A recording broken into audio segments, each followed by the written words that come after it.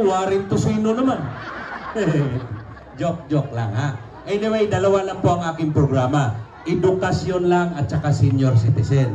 Bakit edukasyon? Sapagkat ako yung may school at ako po'y naniniwala, no, sa team Giting, sa pamumuno ng ating mayor, na mahalaga talaga ang edukasyon. Tama hindi?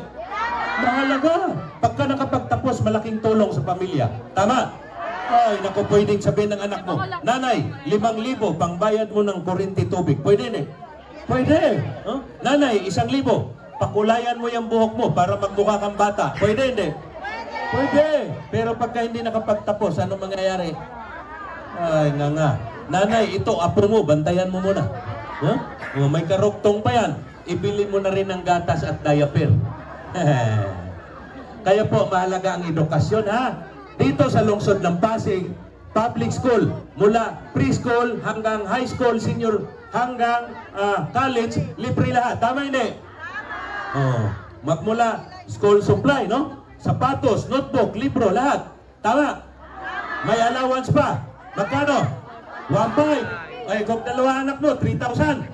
Sino nag-isip niyan? Mayor Vico. Kaya palakpakan natin si Mayor Vico. Napakagaling, napaka-intelihente. No? Oh. Pangalawa, senior citizen. No? Sino senior dito? Taas ang kamay. Uy, marami. Oh. Okay, sige. Ako din po'y senior na. Mukha na ba akong senior? Di ba? Parang ilan ang nanay?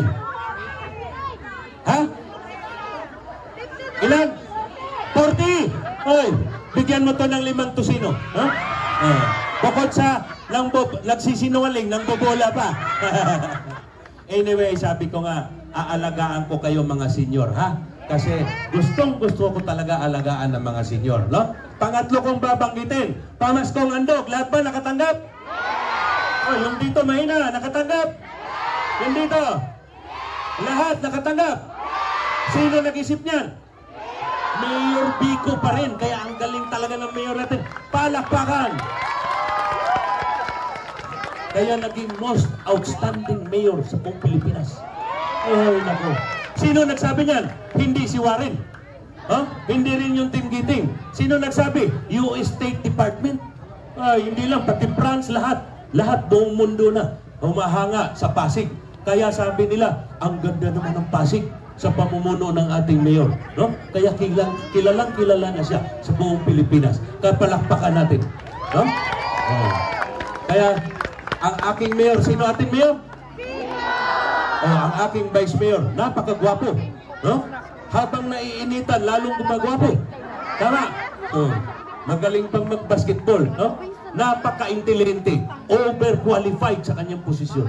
Ang daming ipinasang batas na makikinabang ang mamayan ng lungsod ng Pasig. Kaya palakpakan natin, Vice Mayor Dodot Jaworski. Ang aking congressman, Roman Romulo, tumutulong hindi. Oy, dito, tumutulong hindi. Oh, kasi kung hindi, uwi na tayo. Tumutulong.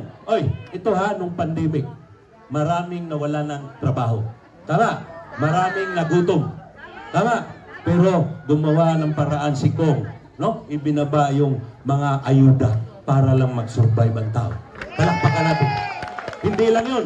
Yung tupad, alam ko, hindi naman nakakatulong pero pananadalian lang. No? Maraming gusto sa tupad. Tama hindi? Ay, nako. Kunting walis-walis lang, picture-picture, pira na. Oh, pangatlo, hospital bill. Huwag naman sana magkasakit kayo para masubukan nyo. No? Pag na-hospital, tumutulong hindi? Ay, kahit na ang libo pa, tumutulong. Tama hindi?